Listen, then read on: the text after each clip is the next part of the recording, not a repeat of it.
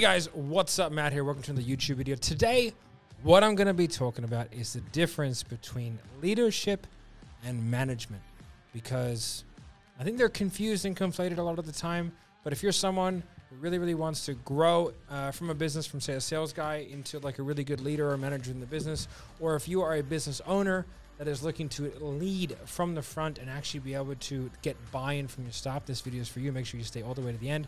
Like, subscribe, hit notification bell, all that kind of good stuff. And cue the intro.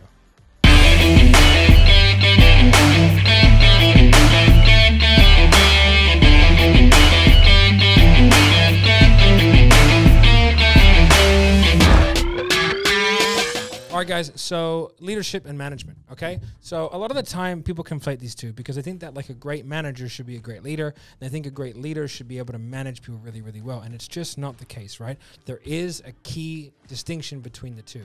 And like for myself, I've always been a relatively good natural leader, but not a very good natural manager of people, right? Because my brain doesn't work in the same way that others works. Like I compartmentalize the stuff in my own head, which means that it's frustrating to work with me sometimes because I have everything in my head. I don't write a lot of it down, and that's just not a scalable way to run a business. So from a management standpoint, that's really difficult, right? But from a leadership standpoint, I've really been able to get a lot of people to believe in me as a person, to believe in my vision, to follow me.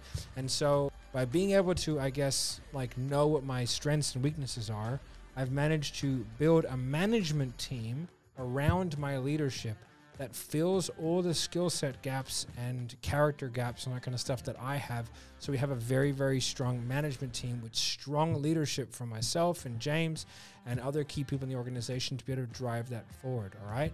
So that doesn't mean that you can't be a great leader and a great manager, and I'm sure there are a lot of people that are both. It's just not really my skill set.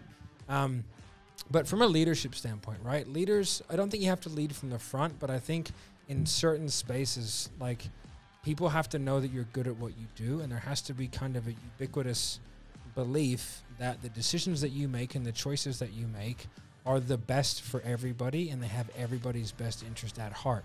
I think you lose your leadership status the moment you start making selfish decisions that are good for you, right? One of our guys, Will, right, he told me a great quote, and it's team, teammate, self, right? The team is first, then it's the guy next to you, then it's yourself. Because if you take care of your team, okay, and then you take care of your teammate, and then you take care of yourself, like you're gonna be fine if everybody's doing that. So like that's a really important component of leadership. Now management is something different entirely, because I know some people who are just not very charismatic, not great leaders, but they are good managers of people because they understand how people think and how people work, okay? And so I'll give you a really good example.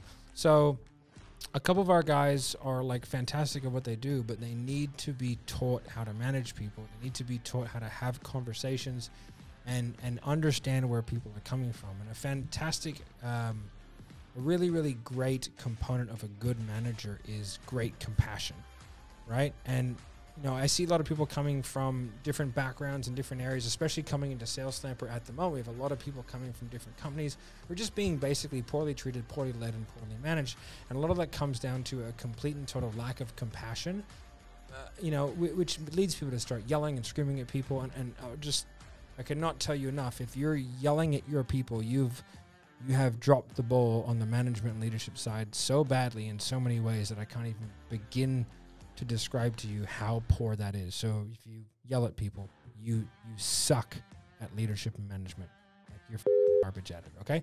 So, but going back to sort of management. So one of my strengths is being able to communicate with people. So from a management standpoint, I'm good at that. Having sit-down conversations, candid conversations, being able to pull out people's wants and needs and then be able to kind of like get them into alignment, and then being able to have difficult conversations around money and firing and hiring and that kind of good stuff. Like I'm good with all that. What I'm not good at is managing people's day-to-day processes, right? So I've got people like James, Will, Ben, Marco, all these people who are great at that stuff in order to do that for me, led by the vision that I put forward and that everyone seems to buy into. Right, so you can see there's a key decision for leadership and management. Now, I think all good managers have an element where they can get everyone to get behind them so they can lead them. But the management skills that are required are more important most of the time than the leadership skills, because the leadership is going to be much more of an ethereal, ineffable quality, but management is something that can be taught, systemized, and processed and passed on, which is why, you know, middle management is a thing and upper management is a thing, because you want to be able to have people go through those steps effectively. And I think having a pathway for that is all a part of good management and good leadership.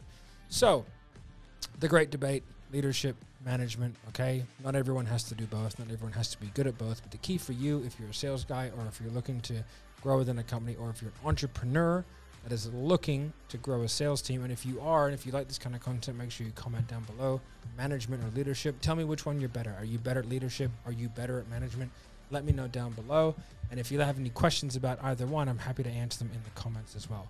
But I want you to think about what you're good at, what you're not good at, what skill set gaps need to be filled within your organization or your own business, or you as a sales guy.